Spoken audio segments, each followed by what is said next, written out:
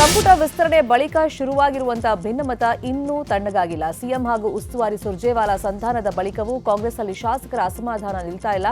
CM DK Shivakumar Surjewala ಮನವೊಲಿಕೆ ಧಿಕ್ಕರಿಸಿ ಸಭೆ ಮೇಲೆ ಸಭೆಗಳನ್ನು ಸೇರ್ತಾ ಇದ್ದಾರೆ. ಹೀಗಾಗಿ ಆಗಸ್ಟ್ 13ರಂದು ಕಾಂಗ್ರೆಸ್ ಅಸಮಾಧಾನಿತ ಶಾಸಕರು ಡಿನ್ನರ್ ಮೀಟಿಂಗ್ ಮಾಡುವುದಕ್ಕೆ ಮುಂದಾಗಿದ್ದಾರೆ. ಮಂತ್ರಿ ಸ್ಥಾನದ ವಂಚಿತರಿಂದ ಸಭೆ ನಡೆಯಲಿದೆ. ಆಗಸ್ಟ್ 13ಕ್ಕೆ ವಿಧಾನಮಂಡಲ ಅಧಿವೇಶನ ಆರಂಭವಾಗಲಿದ್ದು ಅಧಿವೇಶನಕ್ಕೆ ಎಲ್ಲಾ ಶಾಸಕರು ಬೆಂಗಳೂರಿಗೆ ಬರ್ತಾರೆ. ಅವತ್ತು ಅಧಿವೇಶನ ಮುಗಿದ ನಂತರ ಸಂಜೆ ಮಾಜಿ ಸಚಿವ ಎಚ್ಕೆ ಪಾಟೀಲ್, ಟಿಬಿ ಜಯಚಂದ್ರ ನೇತೃತ್ವದಲ್ಲಿ ಸಭೆಗೆ ನಿರ್ಧರಿಸಲಾಗಿದೆ. ಸಭೆಯಲ್ಲಿ ತಮ್ಮ ಮುಂದಿನ ನಡೆಯ ಬಗ್ಗೆ ಅತೃಪ್ತ ಶಾಸಕರು ಚರ್ಚೆಯನ್ನ ಮಾಡಲಿದ್ದಾರೆ. ತುಮಕೂರು ಕಾಂಗ್ರೆಸ್ನಲ್ಲಿ ಬಂಡಾಯ ಶಮನಗೊಳ್ಳುವ ಲಕ್ಷಣ ಗೋಚರಿಸ್ತಾ ಇಲ್ಲ. ಹಿರಿಯ ಶಾಸಕ ಟಿಬಿ ಜಯಚಂದ್ರಗೆ ಸಚಿವ ಸ್ಥಾನ ತಪ್ಪಿದ ಹಿನ್ನೆಲೆ ಬಂಡಾಯ ಬೂದಿ ಮುಚ್ಚಿದ ಕೆಂಡದಂತಾಗಿದೆ. ಹೀಗಾಗಿ ನಿನ್ನೆ ಸ್ಫಟಿಕಪುರಿ ಮಠದ ಶ್ರೀ ನಂಜಾವಧೂತ ಸ್ವಾಮೀಜಿ ಟಿಬಿ ಜಯಚಂದ್ರ ಅವರನ್ನ ಭೇಟಿಯಾದರೂ ತುಮಕೂರು ಭಾಗಕ್ಕೆ ಸಚಿವ ಸ್ಥಾನ ತಾರತಮ್ಯದ ಬಗ್ಗೆ ಸಿಎಂ ಗಮನಕ್ಕೆ ತರುವುದಾಗಿ ಹೇಳಿದರು. ಹಿರಿಯ ಶಾಸಕ ತನ್ವೀರ್ ಸೇಠ್ಗೆ ಸಚಿವ ಸ್ಥಾನ ಕೈತಪ್ಪಿದೆ ಹಿನ್ನೆಲೆಯಲ್ಲಿ ಮೈಸೂರಲ್ಲಿ ಅಭಿಮಾನಿಗಳು ಮೌನ ಪ್ರತಿಭಟನೆಯನ್ನು ಹಮ್ಮಿಕೊಂಡಿದ್ದಾರೆ. ಮೈಸೂರಿನ ಎಫ್ಟಿಎಸ್ ವೃತ್ತದ ಬಳಿಯಲ್ಲಿ ತನ್ವೀರ್ ಸೇಠ್ಗೆ ಸೂಕ್ತ ಸ್ಥಾನಮಾನ ನೀಡುವವರೆಗೂ ನಾವು ಮೌನ ಪ್ರತಿಭಟನೆ ಮಾಡ್ತೀವಿ, ಅದು ಎಷ್ಟು ದಿನ ಆದರೂ ಸರಿ, ನಮ್ಮ ನಾಯಕರಿಗೆ ಹೈಕಮಾಂಡ್ ಸ್ಥಾನಮಾನ ನೀಡಲೇಬೇಕು ಅಂತ ಹೇಳಿ ಒತ್ತಾಯವನ್ನ ಮಾಡ್ತಾ ಇದ್ದಾರೆ. ಕೋಲಾರ ಜಿಲ್ಲೆಗೆ ಈ ಬಾರಿ ಸಚಿವ ಸ್ಥಾನ ತಪ್ಪಿದ್ದು ಬಂಗಾರಪೇಟೆ ಕಾಂಗ್ರೆಸ್ ಶಾಸಕ ನಾರಾಯಣಸ್ವಾಮಿ ರಾಜ್ಯ ನಾಯಕರ ವಿರುದ್ಧ ಕಿಡಿಕಾರಿದ್ದಾರೆ. ಸಂಪುಟದಲ್ಲಿ ಖಾಲಿ ಇರೋ ಸ್ಥಾನವನ್ನ ಶಾಸಕಿ ರೂಪಾ ಶಶಿಧರ್ಗೆ ಕೊಡೋಕೆ ಸಮ್ಮತಿ ಇದೆಯಾ ಅನ್ನೋ ಪ್ರಶ್ನೆಗೆ ಉತ್ತರ ಕೊಟ್ಟ ಶಾಸಕ ನಾರಾಯಣಸ್ವಾಮಿ ಬಹುಸಂಖ್ಯಾತರಿಗೆ ಸಚಿವ ಸ್ಥಾನ ಕೊಡಿ ಅನ್ನೋದು ನಮ್ಮ ಒತ್ತಾಯ, ಎಲ್ಲವೂ ಹೈಕಮಾಂಡ್ಗೆ ಬಿಟ್ಟಿದ್ದು ಅಂತ ಮಾರ್ಮಿಕ ಉತ್ತರ ಕೊಟ್ಟಿದ್ದಾರೆ. ಗಮನಕ್ಕೆ ಬಂದಿಲ್ಲಪ್ಪ ಹೈಕಮಾಂಡ್ ತೀರ್ಮಾನ, ಅದು ನನಗೆ ಯಾವುದು ಗಮನಕ್ಕೆ ಬಂದಿಲ್ಲ. ಅವ್ರು ಏನೇ ಕೇಳ್ಕೊಳ್ಳಿ, ನಮ್ಮ ಬೇಡಿಕೆ ಇದ್ದಿದ್ದು ಬಹುಸಂಖ್ಯಾತರಿರ್ತಕ್ಕಂಥ ಬಲಗೈ ಸಮುದಾಯಕ್ಕೆ ಕೋಲಾರ ಜಿಲ್ಲೆಯಲ್ಲಿ ಅವಕಾಶ ಕೊಡಿ ಅಂತ. ಅದನ್ನು ಹೊರತುಪಡಿಸಿ ಹೈಕಮಾಂಡ್ ಅವ್ರು ಏನು ತೀರ್ಮಾನ ತಗೊಳ್ತಾರೋ ನಮಗೆ ಗೊತ್ತಿಲ್ಲ. ನಾನು ಅದನ್ನು ಸ್ವಂತವಾಗಿ ಹೇಳಿಕೆ ಬರೋದಿಲ್ಲ. ನಮ್ಮೆಲ್ಲ ಶಾಸಕ ಮಿತ್ರರು ಸೇರಿ ನಾವೆಲ್ಲ ಒಗ್ಗೂಡಿ ನಾವು ಜಿಲ್ಲೆಯಲ್ಲಿದ್ದವ್ರು ಕೊಡಬೇಕು ಅನ್ನೋ ಪತ್ರವನ್ನು ಅವ್ರು ಕೊಟ್ಟಿದ್ದರು. ಇವತ್ತು ಅದನ್ನು ಉಲ್ಲಂಘಿಸಿದ ಹೆಂಗೆ ಮಾತಾಡಲಿ? ಮತ್ತು ಶಾಸಕರ ಅಭಿಪ್ರಾಯವನ್ನು ತಗೊಂಡು ನಾನು ಹೇಳಬೇಕಾಗ್ತದೆ. ಆ ರೀತಿ ಏನಾದರೂ ಕೂಡ ಈ ಜಿಲ್ಲೆಯ ಬಗ್ಗೆ ವರಿಷ್ಠ ತೀರ್ಮಾನ ತಗೋಬೇಕಾದಾಗ ಎಲ್ಲ MLCಗಳನ್ನು ಗಣನೆ ತಗೊಂಡ್ರೆ ಮಾತ್ರ ಪಕ್ಷ ಉಳಿತದೆ. ಈ ಜಿಲ್ಲೆಯಲ್ಲಿ ಪಕ್ಷ ಮತ್ತೆ ಅಧಿಕಾರಕ್ಕೆ ಬರಲಿಕ್ಕೆ ಸಾಧ್ಯ. ಸಚಿವರಾದ ಮೇಲೆ ಮೊದಲ ಬಾರಿಗೆ ಬಳ್ಳಾರಿ ನಗರಕ್ಕೆ ಸಚಿವ ಬಿ ನಾಗೇಂದ್ರ ಭೇಟಿಯನ್ನ ಕೊಟ್ಟಿದ್ರು. ನಗರಕ್ಕೆ ಆಗಮಿಸ್ತಾ ಇದ್ದಂಗೆ ಬಳ್ಳಾರಿ ಕನಕ ದುರ್ಗಮ್ಮ ದೇವಸ್ಥಾನದಲ್ಲಿ ಅದ್ಧೂರಿ ಸ್ವಾಗತವನ್ನು ನೀಡಲಾಯಿತು. ಬೃಹತ್ ಗಾತ್ರದ ಸೇಬಿನ ಹಾರ ಹಾಕಿ ಕಾರ್ಯಕರ್ತರು ಘೋಷಣೆ ಕೂಗಿ ಜೈಕಾರಗಳನ್ನು ಹಾಕಿದರು. ಈ ವೇಳೆ ಅಪಾಯವನ್ನು ಲೆಕ್ಕಿಸದೆ ಕ್ರೇನ್ ಮೂಲಕ ಅಭಿಮಾನಿಯೊಬ್ಬ ಕೇಸರಿ ಶಾಲು ಹಾರ ಹಾಕಿ ಗದೆಯನ್ನ ಕೊಟ್ಟಿದ್ದಾರೆ.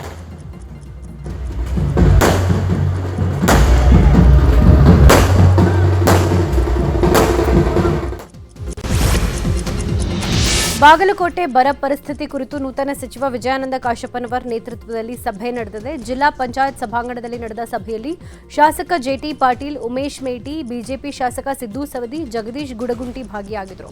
ನಿನ್ನೆ ಬರ ವೀಕ್ಷಣೆ ಬಳಿಕ ಅಧಿಕಾರಿಗಳಿಂದ ಮಾಹಿತಿ ಪಡೆದ ಸಚಿವ ವಿಜಯಾನಂದ ಕಾಶಪ್ಪನವರ್ ಸೂಚನೆ ಕೊಟ್ಟಿದ್ದಾರೆ. ಸಮಯಕ್ಕೆ ಸರಿಯಾಗಿ ಕಚೇರಿಗೆ ಬರುವಂತೆ ಅಧಿಕಾರಿಗಳಿಗೆ ಸಚಿವರು ಖಡಕ್ ವಾರ್ನಿಂಗ್ ಕೊಟ್ಟಿದ್ದಾರೆ.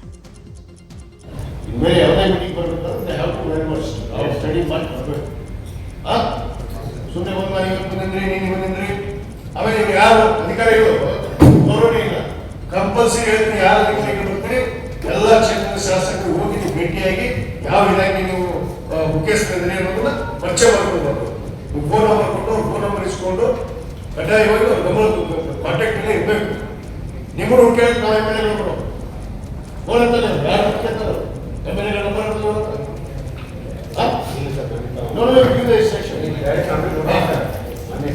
ಇದೆಲ್ಲ ಆಗೋದಿಲ್ಲ.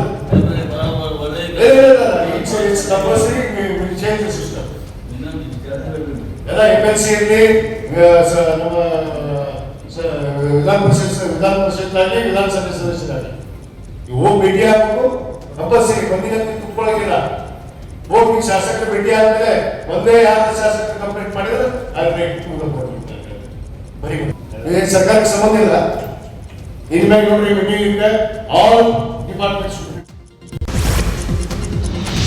ಸಚಿವ ಸಂಪುಟದಿಂದ ಕೊನೆ ಕ್ಷಣದಲ್ಲಿ ಅವಕಾಶ ವಂಚಿತರಾಗಿರುವಂತಹ ಗಾಯತ್ರಿ ಶಾಂತೇಗೌಡ ಇವತ್ತು ಪರಿಷತ್ ಸದಸ್ಯೆಯಾಗಿ ಪ್ರಮಾಣ ವಚನ ಸ್ವೀಕಾರವನ್ನ ಮಾಡಲಿದ್ದಾರೆ. ಮಧ್ಯಾಹ್ನ 12ವರೆಗೆ ವಿಧಾನಸೌಧದಲ್ಲಿ ಪ್ರಮಾಣ ವಚನ ಕಾರ್ಯಕ್ರಮ ನಡೆಯಲಿದೆ. ಪ್ರಮಾಣ ವಚನ ಕಾರ್ಯಕ್ರಮದಲ್ಲಿ ಸಿಎಂ ಡಿಕೆ ಶಿವಕುಮಾರ್, ಡಿಸಿಎಂ ಸೇರಿದಂತೆ ಇತರೆ ಸಚಿವರು ಹಾಗೂ ಕಾಂಗ್ರೆಸ್ನ ನಾಯಕರು ಪಾಲ್ಗೊಳ್ಳುತ್ತಾರೆ. ಇತ್ತೀಚೆಗೆ ವಿಸ್ತರಣೆಯಾದ ಸಂಪುಟಕ್ಕೆ ಎಐಸಿಸಿ ನೀಡಿದ ಪಟ್ಟಿಯಲ್ಲಿ ಹೆಸರಿದ್ದರೂ ಕೊನೆಯ ಕ್ಷಣದಲ್ಲಿ ಪ್ರಮಾಣ ವಚನದಿಂದ ಗಾಯತ್ರಿ ಶಾಂತೇಗೌಡ ವಂಚಿತರಾಗಿದ್ದರು. ಕೋಲಾರ ಜಿಲ್ಲಾ ಕಾಂಗ್ರೆಸ್ ಅಧ್ಯಕ್ಷ ಸ್ಥಾನಕ್ಕಾಗಿ 10ಕ್ಕೂ ಹೆಚ್ಚು ಮುಖಂಡರ ಮಧ್ಯೆ ಪೈಪೋಟಿ ಆರಂಭ ಆಗಿದೆ. ಈ ಹಿನ್ನೆಲೆ ನೂತನ ಜಿಲ್ಲಾಧ್ಯಕ್ಷರ ಆಯ್ಕೆ ಒಂದು ಸವಾಲಾಗಿದೆ.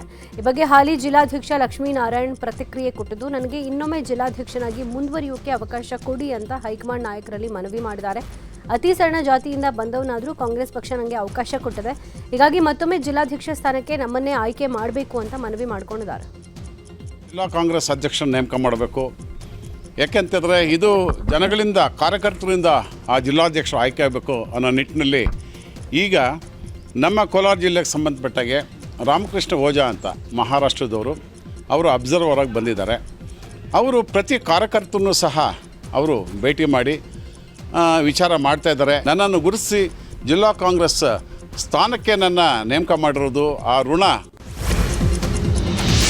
ಬಿ ಖಾತೆಯಿಂದ ಎ ಖಾತೆ ಬದಲಾವಣೆಗೆ ಲಂಚ ಕೇಳಿದ ಆರೋಪ ಕೇಳಿಬಂದಿದೆ. ಬೆಂಗಳೂರು ಪಶ್ಚಿಮ ಪಾಲಿಕೆ ಆರ್ಆರ್ ನಗರ ವಲಯ ಕಚೇರಿಯಲ್ಲಿ ಗಲಾಟೆಯಾಗಿದೆ. ಅಧಿಕಾರಿಗಳಿಗೆ ಸಾರ್ವಜನಿಕರೇ ಕ್ಲಾಸ್ ತಗೊಂಡಿದ್ದಾರೆ. ಸ್ಥಳೀಯರು ತರಾಟೆಗೆ ತಗೊಳ್ತಾ ಇದ್ದಂಗೆ ಸ್ಥಳದಿಂದ ಅಧಿಕಾರಿಗಳು ಕಾಲ್ಕಿತ್ತಿದ್ದಾರೆ. ಸ್ಥಳದಿಂದ ಪರಾರಿಯಾಗ್ತಿರುವಂತಹ ದೃಶ್ಯ ಕ್ಯಾಮೆರಾದಲ್ಲಿ ಸೆರೆಯಾಗಿದೆ. ಮೇ ತಿಂಗಳಲ್ಲಿ ಎಯಿಂದ ಬಿ ಖಾತೆಗೆ ಅರ್ಜಿ ಹಾಕಿದ್ರೂ ಖಾತಾ ಮಾತ್ರ ಇನ್ನೂ ಸಿಕ್ಕಿರಲಿಲ್ಲ. ಖಾತೆಗಾಗಿ ಸುಮಾರು 40,000 ರೂಪಾಯಿ ಲಂಚವನ್ನ ಕೇಳಿದ್ರಂತೆ. ಇದರಿಂದ ರೊಚ್ಚಿಗೆದ್ದ ಸಾರ್ವಜನಿಕರು ಅಧಿಕಾರಿಗಳನ್ನ ತರಾಟೆಗೆ ತಗೊಂಡಿದ್ದಾರೆ. ಹಸಿರು ಮಾರ್ಗದ ಮೆಟ್ರೋ ಸೇವೆಯಲ್ಲಿ ತಾತ್ಕಾಲಿಕ ಬದಲಾವಣೆ ಉಂಟಾಗಲಿದೆ. ಹೊಸ ಸಿಆರ್ಆರ್ಸಿ ರೈಲುಗಳ ಸೇರ್ಪಡೆಗೂ ಮುನ್ನ ಸಿಎಂಆರ್ಎಸ್ ಅಧಿಕಾರಿಗಳಿಂದ ಜಂಟಿ ತಪಾಸಣೆ ನಡೆಯಲಿದೆ. ರಾತ್ರಿ 10:30ರಿಂದ 11ರವರೆಗೆ ಯಶವಂತಪುರ ಟು ಮಾದಾವರ ಅಪ್ಲೈನ್ನಲ್ಲಿ ಸೇವೆ ಬದಲಾವಣೆ ಆಗಲಿದೆ. 10 ನಿಮಿಷಕ್ಕೊಮ್ಮೆ ಬರ್ತಾ ಇದ್ದ ಮೆಟ್ರೋ ಇನ್ಮುಂದೆ 20 ನಿಮಿಷಕ್ಕೊಮ್ಮೆ ಸಂಚಾರ ಮಾಡಲಿದೆ. ಮಾದಾವರ ಟು ಸಿಲ್ಕ್ ಇನ್ಸ್ಟಿಟ್ಯೂಟ್ ಡೌನ್ಲೈನ್ನಲ್ಲಿ ಸೇವೆಯಲ್ಲಿ ಯಾವುದೇ ಬದಲಾವಣೆ ಇಲ್ಲ. ಪ್ರಯಾಣಿಕರು ಬದಲಾವಣೆಯನ್ನು ಗಮನಿಸಿ ಪ್ರಯಾಣ ಯೋಜಿಸಿಕೊಳ್ಬೇಕು ಅಂತ ಬಿಎಂಆರ್ಸಿಎಲ್ ಮನವಿ ಮಾಡಿಕೊಂಡಿದೆ. ಇವತ್ತು ಕೂಡ ರಾಜ್ಯದ ಕೆಲವು ಜಿಲ್ಲೆಗಳಲ್ಲಿ ಮಳೆ ಮುಂದುವರಿಯುವಂತ ಸಾಧ್ಯತೆ ಇದೆ ಅಂತ ಹವಾಮಾನ ಇಲಾಖೆ ಹೇಳಿದೆ. ಉತ್ತರ ಕನ್ನಡ, ಉಡುಪಿ, ದಕ್ಷಿಣ ಕನ್ನಡ, ಶಿವಮೊಗ್ಗ ಜಿಲ್ಲೆಗಳಿಗೆ ಆರೆಂಜ್ ಅಲರ್ಟ್ ನೀಡಲಾಗಿದೆ. ಇನ್ನು ಬೆಳಗಾವಿ, ಚಿಕ್ಕಮಗಳೂರು ಜಿಲ್ಲೆಗೆ ಯೆಲ್ಲೋ ಅಲರ್ಟ್ ಅನ್ನು ನೀಡಲಾಗಿದೆ. ಉಳಿದಂತೆ ಬೆಂಗಳೂರಿಗೆ ಯಾವುದೇ ಅಲರ್ಟ್ ಇಲ್ಲದೇ ಇದ್ರೂ ಸಂಜೆ ಬಳಿಕ ಸಾಧಾರಣ ರೀತಿಯ ಮಳೆಯ ಮುನ್ಸೂಚನೆ ಇದೆ. ಜೈಲಲ್ಲಿರೋ ನಟ ದರ್ಶನ್ ಹಾಗೂ ಪವಿತ್ರ ಗೌಡಗೆ ಮತ್ತೆ ಟೆನ್ಷನ್ ಶುರುವಾಗಿದೆ. ರೇಣುಕಾಸ್ವಾಮಿ ಕೊಲೆ ಕೇಸ್ನಲ್ಲಿ 3 ಆರೋಪಿಗಳು ಮಾಫಿ ಸಾಕ್ಷಿಯಾಗಿ ಒಪ್ಪಿಕೊಂಡು ಕೋರ್ಟ್ಗೆ ಅರ್ಜಿ ಹಾಕೊಂಡಿದ್ದಾರೆ. A14 ಪ್ರದೂಷ್, A8 ರವಿಶಂಕರ್ ಹಾಗೂ A10 ವನಯ್ ಸಿಆರ್ಪಿಸಿ 307ರ ಅಡಿಯಲ್ಲಿ ಮಾಫಿ ಸಾಕ್ಷಿಗಾಗಿ ಅರ್ಜಿ ಹಾಕಿದ್ದಾರೆ. ವಿಚಾರಣೆ ನಡೆಸಿದ ಕೋರ್ಟ್ ಪ್ರದೂಷ್ ಮಾಫಿ ಸಾಕ್ಷಿಗೆ ಒಪ್ಪಿಗೆ ಕೊಟ್ಟಿದೆ. ಕೋರ್ಟ್ಗೆ ಷರತ್ತುಬದ್ಧ ಒಪ್ಪಿಗೆ ಸೂಚಿಸಿದ ಪ್ರಾಸಿಕ್ಯೂಷನ್ ಗೊತ್ತಿರೋ ಸತ್ಯವನ್ನ ಹೇಳೋಕೆ ಅವಕಾಶ ಕೊಟ್ಟಿದೆ. ಪ್ರದೂಷ್ ಸಲ್ಲಿಸಿರೋ ಅರ್ಜಿಗೆ ಉಳಿದ ಆರೋಪಿಗಳ ಆಕ್ಷೇಪ ಪರಿಗಣಿಸಬೇಕೇ ಬೇಡವೇ ಅನ್ನೋ ಬಗ್ಗೆ ಕೋರ್ಟ್ ಸೋಮವಾರ ಆದೇಶ ಮಾಡಲಿದೆ. ಇದರಲ್ಲಿ ಒಳಗಡೆ ಹೋಗಿ ಬೇಲಾಗಿ ಮತ್ತೆ ಒಳಗಡೆ ಹೋಗ್ಬೇಕಂತ ಪರಿಸ್ಥಿತಿಯಲ್ಲಿ ಏನಾಗ್ತದೆ, ಅವರೆಲ್ಲ ಒಬ್ರಿಗೊಬ್ರಿಗೆ ವೈಮನಸ್ಸುಗಳು ಬಂದು ದೂರ ಆಗ್ಬಿಡ್ತಾರೆ. ಆ ದೂರ ಆದಾಗ ಏನಾಗ್ತದೆ ಅಂದರೆ ಅವರು ಸಾಂಘಿಕ ಹೋರಾಟ ಮಾಡೋಕ್ಕಾಗೋದಿಲ್ಲ. ಜೈಲ್ಗಳೊಳಗಡೆ ಒಟ್ಟೆ ಲಾಯರ್ಗಳು ಅವ್ರಿಗೆ ಸ್ಪಂದಿಸಲ್ರು, ಮತ್ತು ಬೇರೆ ಯಾರ್ಯಾರೋ ಇರ್ತಾರೆ. ಇದು ಡಿಸ್ಅಡ್ವಾಂಟೇಜ್. ಇದು ಡಿಫೆನ್ಸ್ ಕೌನ್ಸಿಲ್ಗೆ ಪ್ರಾರಂಭ ಆಗುತ್ತೆ, ಮತ್ತು ಅಕ್ಯೂಡ್ಗಳಿಗೆ ಪ್ರಾರಂಭ ಆಗುತ್ತೆ. ಆ ಸಮಯದಲ್ಲಿ ಏನು ಮಾಡ್ತಾರೆ, ಇದು ಎಂಥ ಸಮಯ ನೋಡಿ, ಇದು ಭಾಳ ಆ ಕೇಸ್ನಲ್ಲಿ ಭಾಳ ಪರಿಪಕ್ವವಾದಂಥ ಸಮಯ ಇದು. ಅಂದರೆ ಟ್ರಯಲ್ ಫಿಕ್ಸ್ ಆಗಿದೆ, ಟ್ರಯಲ್ ನಡೀತಾ ಇದೆ, ಹಲವಾರು ಸಾಕ್ಷಿಗಳ ವಿಚಾರಣೆಗಳು ನಡೆದಿದೆ, ಆ ವಿಚಾರಣೆಗಳು ಪೂರ್ವಕವಾಗಿ ನಡೀತಾ ಇದ್ದಾವೆ. ಆದರೆ ಇದರಲ್ಲಿ ಒಳಗಡೆ ಹೋಗಿ ಬೇಲಾಗಿ ಮತ್ತೆ ಒಳಗಡೆ ಹೋಗ್ಬೇಕಂತ ಪರಿಸ್ಥಿತಿಯಲ್ಲಿ ಏನಾಗ್ತದೆ, ಅವರೆಲ್ಲ ಒಬ್ರಿಗೊಬ್ರಿಗೆ ವೈಮನಸ್ಸುಗಳು ಬಂದು ದೂರ ಆಗ್ಬಿಡ್ತಾರೆ. ಆ ದೂರ ಆದಾಗ ಏನಾಗ್ತದೆ ಅಂದರೆ ಅವರು ಸಾಂಘಿಕ ಹೋರಾಟ ಮಾಡೋಕ್ಕಾಗೋದಿಲ್ಲ. ಜೈಲ್ಗಳೊಳಗಡೆ ಒಟ್ಟೆ ಲಾಯರ್ಗಳು ಅವ್ರಿಗೆ ಸ್ಪಂದಿಸಲ್ರು, ಮತ್ತು ಬೇರೆ ಯಾರ್ಯಾರೋ ಇರ್ತಾರೆ. ಇದು ಡಿಸ್ಅಡ್ವಾಂಟೇಜ್. ಇದು ಡಿಫೆನ್ಸ್ ಕೌನ್ಸಿಲ್ಗೆ ಪ್ರಾರಂಭ ಆಗುತ್ತೆ, ಮತ್ತು ಅಕ್ಯೂಡ್ಗಳಿಗೆ ಪ್ರಾರಂಭ ಆಗುತ್ತೆ. ಆ ಸಮಯದಲ್ಲಿ ಏನು ಮಾಡ್ತಾರೆ, ಇದು ಎಂಥ ಸಮಯ ನೋಡಿ, ಇದು ಭಾಳ ಆ ಕೇಸ್ನಲ್ಲಿ ಭಾಳ ಪರಿಪಕ್ವವಾದಂಥ ಸಮಯ ಇದು. ಅಂದರೆ ಟ್ರಯಲ್ ಫಿಕ್ಸ್ ಆಗಿದೆ, ಟ್ರಯಲ್ ನಡೀತಾ ಇದೆ, ಹಲವಾರು ಸಾಕ್ಷಿಗಳ ವಿಚಾರಣೆಗಳು ನಡೆದಿದೆ, ಆ ವಿಚಾರಣೆಗಳು ಪೂರ್ವಕವಾಗಿ ನಡೀತಾ ಇದ್ದಾವೆ. ಎಸ್ಐಆರ್ ಪ್ರಕ್ರಿಯೆಗೆ ನೀಡಿದ ಕಾಲಾವಧಿ ನಾಳೆ ಪೂರ್ಣಗೊಳ್ತಾ ಇದೆ. ಈವರೆಗೆ 5,52,32,314 ಅರ್ಜಿ ನಮೂನೆ ವಿತರಣೆ ಮಾಡಲಾಗಿದೆ. ಈ ಪೈಕಿ 5,54,29,076 ಎಸ್ಐಆರ್ ಅರ್ಜಿಗಳ ಡಿಜಿಟಲೀಕರಣ ಪೂರ್ಣಗೊಂಡಿದೆ.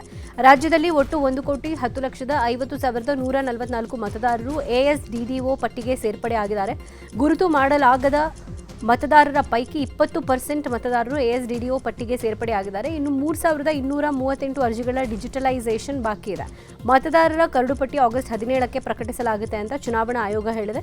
ಆಗಸ್ಟ್ 17ರಿಂದ ಸೆಪ್ಟೆಂಬರ್ 16ರವರೆಗೆ ಆಕ್ಷೇಪಣೆ ಸಲ್ಲಿಸೋಕೆ ಅವಕಾಶ ಇರುತ್ತೆ. ಆ ಬಳಿಕ ಅಕ್ಟೋಬರ್ 15ರವರೆಗೆ ನೋಟಿಸ್ ವಿಲೇವಾರಿ ಪ್ರಕ್ರಿಯೆ ನಡೆಯಲಿದ್ದು ಅಕ್ಟೋಬರ್ 19ಕ್ಕೆ ಅಂತಿಮ ಮತದಾರರ ಪಟ್ಟಿ ಬಿಡುಗಡೆ ಮಾಡಲಾಗುತ್ತೆ ಅಂತ ಚುನಾವಣಾ ಆಯೋಗ ಹೇಳಿದೆ. ಬೆಳಗಾವಿ ಜಿಲ್ಲೆಯ ಎಸ್ಐಆರ್ ಪ್ರಕ್ರಿಯೆ ಅಂತಿಮ ಹಂತ ತಲುಪಿದೆ. ಒಟ್ಟು 41.7 ಲಕ್ಷ ಮತದಾರರ ಪೈಕಿ 35.88 ಲಕ್ಷ ಮಂದಿ ಪ್ರಕ್ರಿಯೆಯಲ್ಲಿ ಪಾಲ್ಗೊಂಡಿದ್ದಾರೆ. ಈ ಬಗ್ಗೆ ಜಿಲ್ಲಾಧಿಕಾರಿ ಮೊಹಮ್ಮದ್ ರೋಷನ್ ಮಾಹಿತಿಯನ್ನು ಕೊಟ್ಟಿದ್ದಾರೆ. ಜಿಲ್ಲೆಯಲ್ಲಿ ಈವರೆಗೆ 88% ಅರ್ಜಿ ನಮೂನೆಗಳು ವಾಪಸ್ ಬಂದಿವೆ. ಪರಿಶೀಲನೆ ವೇಳೆ 5.13 ಲಕ್ಷ ಮತದಾರರನ್ನ ಗೈರು, ಸ್ಥಳಾಂತರಗೊಂಡವರು ಹಾಗೂ ಮೃತರು ಅಂತ ಗುರುತಿಸಲಾಗಿದೆ. ಅದರ ವಿವರ ಪಟ್ಟಿಯನ್ನು ಈಗಾಗಲೇ ಎಲ್ಲ ರಾಜಕೀಯ ಪಕ್ಷಗಳಿಗೆ ವಿತರಿಸಲಾಗಿದೆ. ಪಟ್ಟಿಯನ್ನು ಪರಿಶೀಲಿಸಿ ಯಾವುದೇ ಆಕ್ಷೇಪಣೆ ಅಥವಾ ತಕರಾರುಗಳಿದ್ದರೆ ಸಲ್ಲಿಸುವಂತೆ ಮಾಹಿತಿ ಕೊಟ್ಟಿದ್ದಾರೆ. ಬೆಂಗಳೂರಿನ ಬಹುನಿರೀಕ್ಷಿತ ಮಿನಿ ಸುರಂಗ ಮಾರ್ಗದ ಕಾಮಗಾರಿ ಆರಂಭ ಆಗಿದೆ. ಬಿಡಿಎ ನೇತೃತ್ವದಲ್ಲಿ ಸುರಂಗ ಮಾರ್ಗ ನಿರ್ಮಾಣ ಆಗ್ತಾ ಇದ್ದು ಹೆಬ್ಬಾಳ ಜಂಕ್ಷನ್ನಿಂದ ಮೇಕ್ರಿ ಸರ್ಕಲ್ವರೆಗಿನ 2.2 ಕಿಲೋಮೀಟರ್ ಉದ್ದದ 6 ಪಥದ mini tunnel cut and over ಮಾದರಿಯಲ್ಲಿ ಮಾಡಲಾಗ್ತಾ ಇದೆ. ಈ ಜೋಡಿ ಸುರಂಗ ಮಾರ್ಗದಿಂದ ಮೇಕ್ರಿ ಸರ್ಕಲ್ನಿಂದ ಏರ್ಪೋರ್ಟ್ವರೆಗೆ ಸಾಗುವ ವಾಹನಗಳಿಗೆ ಸಿಗ್ನಲ್ ಫ್ರೀ ಕಾರಿಡಾರ್ಗೆ ಅವಕಾಶ ಕಲ್ಪಿಸಲಾಗಿದೆ. ಸುರಂಗ ಮಾರ್ಗ ನಿರ್ಮಾಣ ಆದರೆ ಹೆಬ್ಬಾಳ ಜಂಕ್ಷನ್ ಟ್ರಾಫಿಕ್ ಸಮಸ್ಯೆಗೆ ಮುಕ್ತಿ ಸಿಗುತ್ತೆ. 18 ತಿಂಗಳಲ್ಲಿ ಕಾಮಗಾರಿ ಪೂರ್ಣಗೊಳ್ಳೋ ನಿರೀಕ್ಷೆ ಇದೆ. ಇನ್ನು ಹೆಬ್ಬಾಳ ಸುರಂಗ ರಸ್ತೆ ನಿರ್ಮಾಣ ಪ್ರಶ್ನಿಸಿ ಸಲ್ಲಿಸಿದ PIL ಅನ್ನ ಹೈಕೋರ್ಟ್ ನಿನ್ನೆ ವಿಚಾರಣೆ ನಡೆಸಿದೆ. ಸುರಂಗ ಯೋಜನೆಯಿಂದಾಗಿ ಹೆಬ್ಬಾಳ ಕೆರೆಯ ಒಳ ಹಾಗೂ ಹೊರ ಹರಿವಿಗೆ ಅಡಚಣೆ ಆಗುತ್ತಾ, ಯೋಜನೆ ಬಗ್ಗೆ ಅಧ್ಯಯನ ಮಾಡಲಾಗಿದೆಯಾ, ಈ ಬಗ್ಗೆ ಮಾಹಿತಿ ನೀಡಬೇಕು ಅಂತ ಹೈಕೋರ್ಟ್ ರಾಜ್ಯ ಸರ್ಕಾರಕ್ಕೆ ನಿರ್ದೇಶನ ಕೊಟ್ಟಿದೆ. RK ಗುರುಪ್ರಸಾದ್ ಅನ್ನೋರು ಯೋಜನೆಯನ್ನ ಪ್ರಶ್ನೆ ಮಾಡಿ ಹೈಕೋರ್ಟ್ನಲ್ಲಿ PIL ಸಲ್ಲಿಸಿದ್ರು. ಸುರಂಗ ಯೋಜನೆಯಿಂದ ಹೆಬ್ಬಾಳ ಕೆರೆಗೆ ಧಕ್ಕೆ ಆಗುತ್ತೆ, ಕೆರೆಯ ಒಳ ಹಾಗೂ ಹೊರ ಹರಿವಿಗೆ ಅಡಚಣೆ ಆಗುತ್ತೆ ಹಾಗೂ 889 ಮರಗಳನ್ನು ಕತ್ತರಿಸಬೇಕಾಗುತ್ತೆ. ಇದು ಪರಿಸರದ ಮೇಲೆ ದುಷ್ಪರಿಣಾಮ ಬೀರುತ್ತೆ. ಸುರಂಗ ನಿರ್ಮಾಣ ಯೋಜನೆ ಕುರಿತು ಅಧ್ಯಯನ ಮಾಡಿಲ್ಲ ಅಂತ ಆಕ್ಷೇಪ ಮಾಡಿ ಗುರುಪ್ರಸಾದ್ PIL ಸಲ್ಲಿಸಿದ್ರು. ಕಳೆದ ವಾರ ರಾಯಚೂರು ಜಿಲ್ಲೆ ಸಿಂಧನೂರಿನ ಮುರಾರ್ಜಿ ದೇಸಾಯಿ ವಸತಿ ಶಾಲೆಯಲ್ಲಿ ಕಳಪೆ ಆಹಾರ ಸೇವಿಸಿ 30ಕ್ಕೂ ಹೆಚ್ಚು ಮಕ್ಕಳು ಅಸ್ವಸ್ಥರಾಗಿದ್ದರು. ಈ ಪ್ರಕರಣಕ್ಕೆ ಸಂಬಂಧಪಟ್ಟಂತೆ 3ನೇ ಜಿಲ್ಲಾ ನ್ಯಾಯಾಧೀಶರಾದ ಸೋಮಶೇಖರ್ ಅವರು ಮುರಾರ್ಜಿ ದೇಸಾಯಿ ಹಾಸ್ಟೆಲ್ ಮತ್ತು ಅಂಬೇಡ್ಕರ್ ಹಾಸ್ಟೆಲ್ಗೆ ದಿಢೀರ್ ಭೇಟಿ ಕೊಟ್ಟು ಪರಿಶೀಲನೆಯನ್ನು ಮಾಡಿದ್ದಾರೆ. ಕಳಪೆ ಆಹಾರ ಮತ್ತು ಮಕ್ಕಳ ಆರೋಗ್ಯದ ಬಗ್ಗೆ ವಸತಿ ನಿಲಯ ಪಾಲಕರು ಹಾಗೂ ಸಿಬ್ಬಂದಿಯನ್ನ ವಿಚಾರಿಸಿದರು. ಬೆಂಗಳೂರು ದಕ್ಷಿಣ ಜಿಲ್ಲೆಯ ಚನ್ನಪಟ್ಟಣದ ಪ್ರತಿಷ್ಠಿತ ಒಕ್ಕಲಿಗರ ಸಾರ್ವಜನಿಕ ವಿದ್ಯಾರ್ಥಿ ನಿಲಯದ ಚುನಾವಣೆ ಗದ್ದಲ ಇನ್ನೂ ನಿಂತಿಲ್ಲ. ಆಡಳಿತ ಮಂಡಳಿಯವರ ಆರೋಪಕ್ಕೆ ಮತ್ತೆ ಪರಾಜಿತ ಅಭ್ಯರ್ಥಿಗಳು ಸುದ್ದಿಗೋಷ್ಠಿ ನಡೆಸಿ ಟಾಂಗ್ ಕೊಟ್ಟಿದ್ದಾರೆ. ಚನ್ನಪಟ್ಟಣ ನಗರದ ಪ್ರವಾಸಿ ಮಂದಿರದಲ್ಲಿ ಸುದ್ದಿಗೋಷ್ಠಿ ನಡೆಸಿದ ಪರಾಜಿತ ಅಭ್ಯರ್ಥಿಗಳು ಆಡಳಿತ ಮಂಡಳಿಯಿಂದ ತಪ್ಪಾಗಿದೆ, ಆದರೆ ಸುಮ್ಮನೆ ಆರೋಪ ಮಾಡ್ತಾ ಇದ್ದಾರೆ ಅಂತ ಕಿಡಿಕಾರಿದ್ದಾರೆ. ಚಾಮರಾಜನಗರ ಜಿಲ್ಲೆಯ ಮಲೆಯೂರು ಪ್ರಾಥಮಿಕ ಕೃಷಿ ಪತ್ತಿನ ಸಹಕಾರ ಸಂಘ ಅಧಿಕಾರಿಗಳ ವಿರುದ್ಧ ಅಕ್ರಮದ ಆರೋಪ ಇದೆ. ರೈತರು ಅಡವಿಟ್ಟಿರೋ ಚಿನ್ನ ಅಧಿಕಾರಿಗಳು ದುರುಪಯೋಗ ಮಾಡಿಕೊಂಡಿದ್ದಾರೆ ಅಂತ ರೈತರು ಆರೋಪ ಮಾಡಿದ್ದಾರೆ. ಹೀಗಾಗಿ ತಮ್ಮ ಚಿನ್ನ ವಾಪಸ್ ಕೊಡಿಸಬೇಕು ಅಂತ ಜಿಲ್ಲಾಡಳಿತ ಭವನದ ಮುಂದೆ ಕಳೆದ 3 ದಿನಗಳಿಂದ ಧರಣಿ ಮಾಡ್ತಾ ಇದ್ದಾರೆ. ಧರಣಿ ವೇಳೆ ಅರಳಿಕಟ್ಟೆ ಚಂದ್ರಶೇಖರ್ ಎಂಬ ರೈತ ಅಸ್ವಸ್ಥಗೊಂಡಿದ್ರು. ಚಿಕಿತ್ಸೆ ಪಡೆದು ಮತ್ತೆ ಧರಣಿಯಲ್ಲಿ ಪಾಲ್ಗೊಳ್ತಾ ಇದ್ದಾರೆ. ಬೀದರ್ ಜಿಲ್ಲೆಯ ಹಾಲಹಳ್ಳಿ ಬಳಿ ಇರುವಂತಹ ವಿಶ್ವವಿದ್ಯಾಲಯದ ಸಮಸ್ಯೆ ಬಗೆಹರಿಸುವಂತೆ ಆಗ್ರಹಿಸಿ ಪ್ರತಿಭಟನೆ ನಡೆಯಿತು. ಕರ್ನಾಟಕ ಪರಿವರ್ತನಾ ಸಂಘಟನೆ ನೇತೃತ್ವದಲ್ಲಿ ಬೃಹತ್ ಪ್ರತಿಭಟನೆ ನಡೆಯಿತು. ವಿದ್ಯಾರ್ಥಿಗಳಿಂದ ಹೆಚ್ಚಿನ ಪ್ರವೇಶ ಶುಲ್ಕ ವಸೂಲಿ ಮಾಡ್ತಾ ಇದ್ರು, ಮೂಲಭೂತ ಸೌಲಭ್ಯಗಳನ್ನು ಒದಗಿಸುತ್ತಿಲ್ಲ, ಅತಿಥಿ ಉಪನ್ಯಾಸಕರ ನೇಮಕಾತಿಯಲ್ಲಿ ಪಾರದರ್ಶಕತೆ ಇಲ್ಲದೆ ತಮಗೆ ಬೇಕಾದವರನ್ನೇ ನೇಮಕ ಮಾಡ್ತಿದ್ದಾರೆ ಅಂತೆಲ್ಲ ಆರೋಪಗಳನ್ನು ಮಾಡಿದ್ದಾರೆ. ಕೊಪ್ಪಳದಲ್ಲಿ ದೇವದಾಸಿಯರಿಗೆ ಸರ್ಕಾರ ನೀಡೋ ಗೌರವ ಧನವನ್ನು 3 ತಿಂಗಳಿನಿಂದ ನೀಡಿಲ್ಲ. ಇತ್ತೀಚೆಗೆ ರಾಜ್ಯ ಸರ್ಕಾರ ಮಾಡಿರೋ ದೇವದಾಸಿಯರ ಸಮೀಕ್ಷೆನೂ ಸರಿಯಾಗಿ ಆಗಿಲ್ಲ ಅನ್ನೋ ಆರೋಪ ಇದೆ. ದೇವದಾಸಿಯರ ಮರು ಸಮೀಕ್ಷೆ ಆಗಬೇಕು ಸೇರಿದಂತೆ ವಿವಿಧ ಬೇಡಿಕೆ ಈಡೇರಿಕೆಗೆ ಆಗ್ರಹಿಸಿ ದೇವದಾಸಿ ವಿಮೋಚನಾ ಸಂಘದಿಂದ ಕೊಪ್ಪಳ ಜಿಲ್ಲಾಡಳಿತ ಭವನದ ಮುಂದೆ ಬೃಹತ್ ಪ್ರತಿಭಟನೆ ಮಾಡಲಾಯಿತು. ರ್ಯಾಪಿಡೋ ನಮ್ಮ ಯಾತ್ರಿ ಆ್ಯಪ್ಗಳ ಅಡಿ ಬೈಕ್ ಟ್ಯಾಕ್ಸಿ ಚಾಲನೆ ಮಾಡ್ತಾ ಇರೋರ ಮೇಲೆ ಕ್ರಮ ಕೈಗೊಳ್ಳೋಕೆ ಆಗ್ರಹಿಸಿ ಹುಬ್ಬಳ್ಳಿಯಲ್ಲಿ ಆಟೋ ಚಾಲಕರು ಪ್ರತಿಭಟನೆ ನಡೆಸಿದ್ದಾರೆ. ಉತ್ತರ ಕರ್ನಾಟಕ ಆಟೋ ಚಾಲಕರ ಸಂಘದ ನೇತೃತ್ವದಲ್ಲಿ ಹುಬ್ಬಳ್ಳಿಯ RTO ಕಚೇರಿ ಬಳಿ ಪ್ರತಿಭಟನೆ ಮಾಡಲಾಯಿತು. ಬೆಂಗಳೂರಿನಲ್ಲಿ RTO ಅಧಿಕಾರಿಗಳು ದಾಳಿ ಮಾಡಿ ಆ್ಯಪ್ ಮೂಲಕ ಕಾರ್ಯಾಚರಣೆ ಮಾಡೋ ವಾಹನ ಸೀಸ್ ಮಾಡಿದ್ದಾರೆ. ಅದೇ ಮಾದರಿಯಲ್ಲಿ ಹುಬ್ಬಳ್ಳಿಯಲ್ಲಿ ವಾಹನಗಳನ್ನು ಸೀಸ್ ಮಾಡಬೇಕು ಅಂತ ಆಟೋ ಚಾಲಕರು ಆಗ್ರಹಿಸಿದ್ದಾರೆ. ಚಲಿಸ್ತಾ ಇದ್ದ ಕಾರ್ನಲ್ಲಿ ಏಕಾಏಕಿ ಬೆಂಕಿ ಕಾಣಿಸಿಕೊಂಡಿದೆ. ಬೆಳಗಾವಿ ಜಿಲ್ಲೆಯ ಹುಕ್ಕೇರಿ ತಾಲೂಕಿನ ಯಮಕನಮರಡಿಯಲ್ಲಿ ಘಟನೆ ನಡೆದಿರೋದು. ಕಾರ್ನಲ್ಲಿ 2 PDOಗಳು ಹುಕ್ಕೇರಿ ಕಡೆಯಿಂದ ಬೆಳಗಾವಿಗೆ ಹೋಗುವಾಗ ಘಟನೆ ನಡೆದಿದೆ. ಕೂಡಲೇ ಕಾರ್ನಿಂದ ಇಳಿದು ಅಗ್ನಿಶಾಮಕ ದಳಕ್ಕೆ ಮಾಹಿತಿ ಕೊಟ್ಟಿದ್ದಾರೆ. ಕೂಡಲೇ ಸ್ಥಳಕ್ಕೆ ಆಗಮಿಸಿದ ಅಗ್ನಿಶಾಮಕ ದಳದ ಸಿಬ್ಬಂದಿ ಬೆಂಕಿಯನ್ನು ನಂದಿಸಿದ್ದಾರೆ. ಇದು ಆಷಾಢ ಮಾಸದ ಕೊನೆಯ ಶುಕ್ರವಾರ. ಈ ಹಿನ್ನೆಲೆ ಮೈಸೂರಿನ ಚಾಮುಂಡಿ ಬೆಟ್ಟದಲ್ಲಿ ಭರ್ಜರಿ ಸಿದ್ಧತೆ ಮಾಡಿಕೊಳ್ಳಲಾಗಿದೆ. ಚಾಮುಂಡಿ ದೇವಿಗೆ ವಿಶೇಷ ಅಲಂಕಾರವನ್ನು ಮಾಡಲಾಗಿದ್ದು ಬೆಳಗ್ಗೆ 3 ಗಂಟೆಯಿಂದಲೇ ವಿಶೇಷ ಪೂಜೆ ನೆರವೇರಿಸಲಾಗ್ತಾ ಇದೆ. ಆಕಾಶ ನೀಲಿ ಬಣ್ಣದ ಸೀರೆಯಲ್ಲಿ ತಾಯಿ ಚಾಮುಂಡಿ ಕಂಗೊಳಿಸ್ತಾ ಇದ್ದಾಳೆ. 5:30 ಗಂಟೆಯಿಂದ ಭಕ್ತರಿಗೆ ದರ್ಶನಕ್ಕೆ ಅವಕಾಶ ಕಲ್ಪಿಸಲಾಗಿದ್ದು ಇನ್ನು ಇವತ್ತು ಕೊನೆಯ ಶುಕ್ರವಾರ ಆಗಿರೋದ್ರಿಂದ ಹೆಚ್ಚಿನ ಭಕ್ತರು ದೇಗುಲಕ್ಕೆ ಆಗಮಿಸ್ತಾ ಇದ್ದಾರೆ. ಈ ಹಿನ್ನೆಲೆ ಚಾಮುಂಡಿ ಬೆಟ್ಟದಲ್ಲಿ ಬಿಗಿ ಪೊಲೀಸ್ ಬಂದೋಬಸ್ತ್ ಮಾಡಲಾಗಿದೆ. ಸಂಚಾರ ದಟ್ಟಣೆ ತಪ್ಪಿಸೋಕೆ ಪೊಲೀಸರು ಭದ್ರತೆ ಮಾಡಿಕೊಂಡಿದ್ದಾರೆ. ಚಿಕ್ಕಬಳ್ಳಾಪುರದಲ್ಲಿ ನಡೆದಂತಹ ದಿವ್ಯ ಸಂಜೆ ಸಂವಾದ ಕಾರ್ಯಕ್ರಮದಲ್ಲಿ ಸದ್ಗುರು ಶ್ರೀ ಮಧುಸೂದನ ಸಾಯಿ ಪಾಲ್ಗೊಂಡಿದ್ದರು. ಕಾರ್ಯಕ್ರಮದಲ್ಲಿ ಆಶೀರ್ವಚನ ನೀಡಿದ ಅವರು ನಿಸ್ವಾರ್ಥ ಸೇವೆಯೇ ನಿಜವಾದ ಧರ್ಮ ಅಂತ ಹೇಳಿದ್ದಾರೆ. ಹಸಿದವರಿಗೆ ಅನ್ನ, ರೋಗಿಗಳಿಗೆ ಚಿಕಿತ್ಸೆ ಹಾಗೂ ವಿದ್ಯಾರ್ಥಿಗಳಿಗೆ ಶಿಕ್ಷಣ ನೀಡುವುದು ನಮ್ಮ ಕರ್ತವ್ಯ. ಅನ್ನ, ಅಕ್ಷರ ಮತ್ತು ಆರೋಗ್ಯ ಸೇವೆ ಉಚಿತವಾಗಿರಬೇಕು ಅನ್ನೋದು ಭಾರತೀಯ ಪರಂಪರೆ ಅಂತ ಅವರು ಅಭಿಪ್ರಾಯವನ್ನು ಪಟ್ಟಿದ್ದಾರೆ. One world one family mission ಮೂಲಕ ದೇಶ ವಿದೇಶಗಳಲ್ಲಿ ಸೇವಾ ಕಾರ್ಯಗಳು ನಡೀತಾ ಇದ್ದು ಪ್ರೇಮವೇ ತಮ್ಮ ಶಕ್ತಿ ಅಂತ ಹೇಳಿದ್ದಾರೆ. ಹುಲಿಗಮ್ಮ ದೇವಿಯ ಹುಂಡಿ ಎಣಿಕೆ ನಿನ್ನೆ ನಡೆಯಿತು. 47 ದಿನಗಳಲ್ಲಿ ಹುಲಿಗಮ್ಮ ದೇವಿಗೆ 86.71 ಲಕ್ಷ ಹಣ ಸಂಗ್ರಹವಾಗಿದೆ. 140 ಗ್ರಾಂ ಬಂಗಾರದ ಆಭರಣ, 3 ಕೆಜಿ ಬೆಳ್ಳಿ ಆಭರಣ ಕಾಣಿಕೆಯಾಗಿ ಸಲ್ಲಿಕೆಯಾಗಿದೆ. ಸಿಸಿಟಿವಿ ಕಣ್ಗಾವಲಲ್ಲಿ ಹುಂಡಿ ಎಣಿಕೆ ನಡೆದಿದೆ. 25 ವರ್ಷಗಳ ಕಾಲ ಗಡಿಯಲ್ಲಿ ಸೇವೆ ಸಲ್ಲಿಸಿ ನಿವೃತ್ತಿಯಾದ ಯೋಧನಿಗೆ ದಾವಣಗೆರೆ ತಾಲೂಕಿನ ಬಲ್ಲೂರು ಗ್ರಾಮದ ಜನ ಅದ್ದೂರಿಯಾಗಿ ಸ್ವಾಗತ ಕೋರಿದ್ದಾರೆ. ಬಿಎಸ್ಎಫ್ ಯೋಧ ಕುಮಾರಸ್ವಾಮಿ ಪಂಜಾಬ್, ಹರಿಯಾಣ, ದೆಹಲಿ, ಛತ್ತೀಸ್ಗಢ ಸೇರಿದಂತೆ ದೇಶದ ವಿವಿಧ ಭಾಗಗಳಲ್ಲಿ 25 ವರ್ಷಗಳ ಕಾಲ ಸೇವೆಯನ್ನು ಸಲ್ಲಿಸಿದ್ದಾರೆ. ಇದೀಗ ನಿವೃತ್ತಿಯಾಗಿ ತವರಿಗೆ ಮರಳಿದ್ದು ಗ್ರಾಮಸ್ಥರು ಹಾಗೂ ಕುಟುಂಬಸ್ಥರು ಅದ್ದೂರಿ ಮೆರವಣಿಗೆ ಮಾಡಿದ್ದಾರೆ.